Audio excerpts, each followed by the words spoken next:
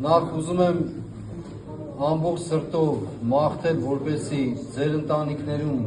բարի եւ խաղաղ չար տարվա փակում, բարի տարվա բացում ունենաք, մեր երկրից չարիքը վերանա, մերժվի մեկը, ցրվի մառախուղը եւ թագավորի մեր Տիրոջ ամենակալ ձեռքը։ Նաեւ ուզում եմ առիթից օգտվելով բոլորիդ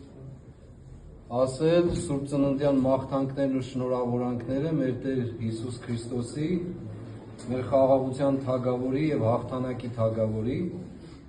Սուրբ Ծնունդը մեր դիմացը, ձեր երեխաներին, զավակներին, բոլորին թող Աստծո շնորհները առատապես հեղվեն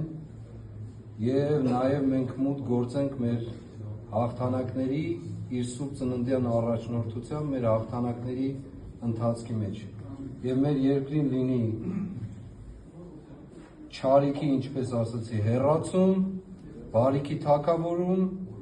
եւ մեր կյանքը դառնա Աստծո կյանք, մեր կյանքը դառնա հաղթանակների կյանք։ Եվ ես ինչպես միշտ ասել եմ, մեր երազները, իղձերը ավելի մեծ են, քան մեր ժամանակավոր կյանքի օրերը։ Եվ թող Աստված օրհնի մեր երկիրը, մեր Սուրբ եկեղեցին, ձեզ բոլորին, ձեր ընտանիքներին։ Եվ նաեւ միշտ հիշեք, որ հաղթանակը այլընտրանք չունի։ Սրբազան, սրբազան։